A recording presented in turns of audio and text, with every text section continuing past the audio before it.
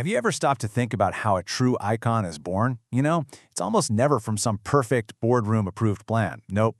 More often than not, it's something forged in the middle of a crisis, something that all the experts dismiss, only for it to be proven in the most brutal conditions you can possibly imagine.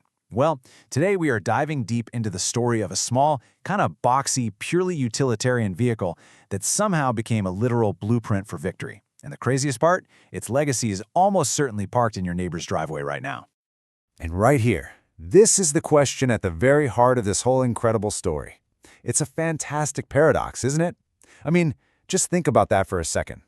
How on earth did a vehicle, a simple car, that one of the most advanced, most sophisticated militaries in the world literally laughed at, how did that become the one thing their soldiers on the front line would risk everything to capture? To figure that out, well, we have to start with the laughter. We have to understand why they thought it was such a joke. Okay, let's set the scene. The year is 1942. German High Command gets its hands on intelligence about America's new little reconnaissance car. Now you have to understand, this was a military that prided itself on world-class, sophisticated precision engineering. And to them, what they saw was, well, frankly, it was laughable. It looked crude, unfinished, almost like something a bunch of amateurs had cobbled together in a barn. And look at this. This right here, this isn't just some soldier's opinion. This is the official assessment pulled directly from a German intelligence report. The key words here are hastily assembled. They looked at it and saw exposed bolts, a super simple steel shell, a windshield that just folded flat, and get this, no doors. To their minds, this wasn't a serious weapon of war. It was a sign of American desperation. They thought it showed an industrial weakness, that America was just throwing things together because they couldn't compete on quality. This chart just perfectly illustrates their entire mindset. See, Germany had the Kübelwagen. It was designed by the legendary Ferdinand Porsche, the guy behind Porsche and the Volkswagen Beetle. It was considered a masterpiece of clever, lightweight, efficient two-wheel drive engineering. And they put that philosophy, clever, elegant engineering, up against what they saw as the American approach, just brutal pragmatism.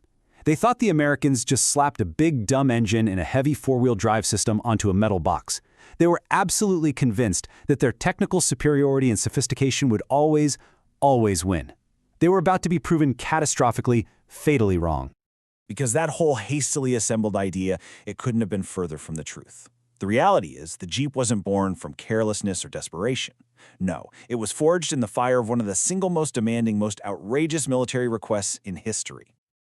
Just look at these demands. A working prototype in 49 days. Let that sink in. Most car companies today, with all our computers and technology, couldn't pull that off. It had to weigh less than 1,300 pounds. That's ridiculously light. Yet it had to be tough enough for combat and capable enough to climb insane grades. Most manufacturers looked at this list and just said, no thanks, it can't be done. The whole challenge was seen as borderline insane. So this wasn't a rush job. It was a crucible, specifically designed to burn away everything but the absolute essentials and produce something extraordinary. And here's where it gets really interesting. The final design wasn't the brainchild of one single company. It was the result of absolutely ruthless competition. The Army basically took the pioneering layout from a small company called Bantam, the incredibly powerful engine from Willys, and the stamped grille and body refinements from the industrial giant Ford. Then they told all of them to build the exact same standardized vehicle. It was a hybrid, a sort of greatest hits album, born from intense industrial collaboration, all under the immense pressure of a looming war. And the heart of this new beast was this, the Go Devil engine.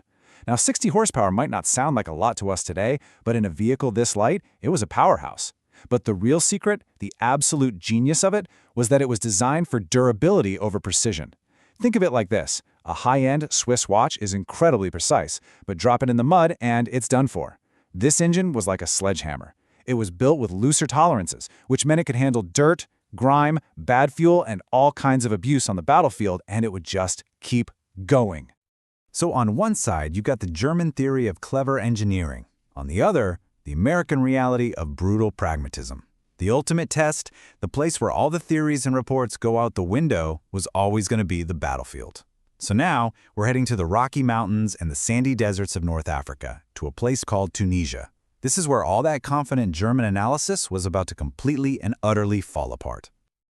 Now this right here, this chart cuts through all the talk about sophistication and gets right to the point. Look at these numbers. the Jeep had nearly double the power-to-weight ratio of the Kübelwagen. This was the hidden secret the Germans completely missed. They saw a crude box, but they didn't see the power lurking inside. On paper, their car was clever, but in the real world, this number meant the Jeep could accelerate faster, it could climb steeper hills, it could haul more gear, and it could get out of trouble in a way the Kübelwagen simply couldn't dream of.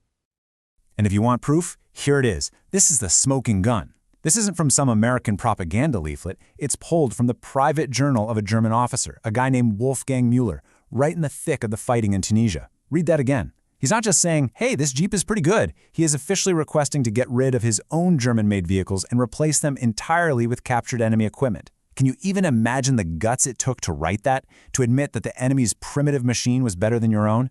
It is just a stunning admission of failure, straight from the front lines.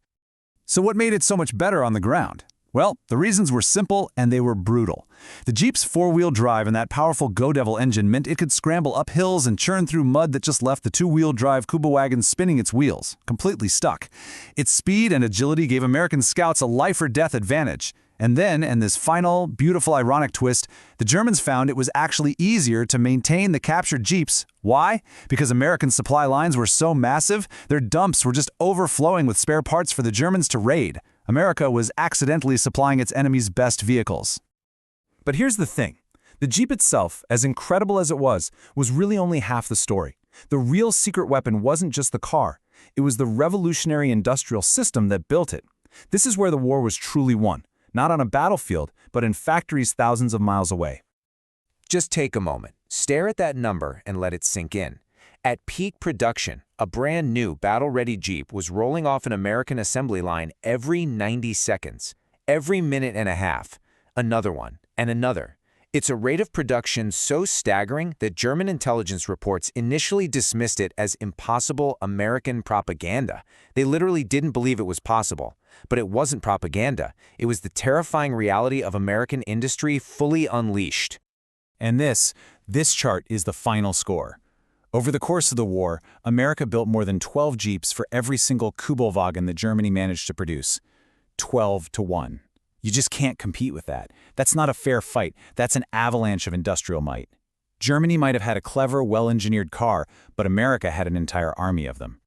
So this is the blueprint we've been talking about. This is the real secret.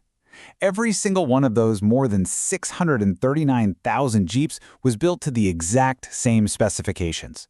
Apart from a Ford factory in Kentucky, would perfectly fit a Willys vehicle built in Ohio.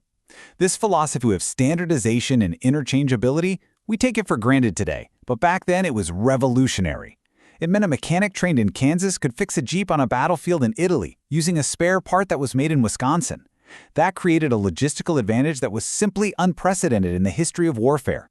And that logistical power, that sheer versatility, is why the U.S. Army Chief of Staff himself, General George C. Marshall, one of the key architects of the Allied victory, made this incredible statement. He said America's greatest contribution wasn't the atomic bomb, not the long-range bomber, but the humble Jeep. Why? Because he understood that the Jeep was the great enabler. It was the vehicle that allowed everything else, the logistics, the scouts, the commanders, the communication lines, to function at a speed and efficiency the world had never, ever seen before. But of course, this story doesn't just end in 1945. In fact, you could say the most visible part of the Jeep's legacy was just getting started, and it leads directly from the battlefields of Europe to the world you and I live in right now. The switch to civilian life happened almost instantly. As soon as the war ended, Willys Overland started selling the CJ2A, the first civilian Jeep. And guess what? Farmers, ranchers, construction workers, they absolutely loved it. That evolved into the iconic CJ5 that so many people remember. And from there, you can draw a straight, unbroken line to the modern SUV. That vertical grille, that rugged reputation, the entire concept of a versatile, do-anything, go-anywhere vehicle, it was all born from that impossible military request way back in 1940. And this right here is the incredible payoff, the long-term legacy. Just think about that. An urgent, desperate, wartime need for a simple little scout car accidentally created one of the most popular and profitable automotive categories in the entire world. Seriously, every single time you see an SUV or a crossover, you are looking at a direct descendant of a vehicle that was designed for one primary purpose, to outmaneuver the armies of the Third Reich. So I'll leave you with this final thought. The next time you're out, maybe stuck in traffic, and you see that familiar 7-slot grille, will you just see another car? Or will you now see the ghost of a machine born from impossible demands, mocked by its enemies, and then proven in the fires of battle? A quiet, driving reminder that sometimes the most world-changing innovations don't come from sophisticated theories, but from the brutal, pragmatic, powerful need to just get the job done.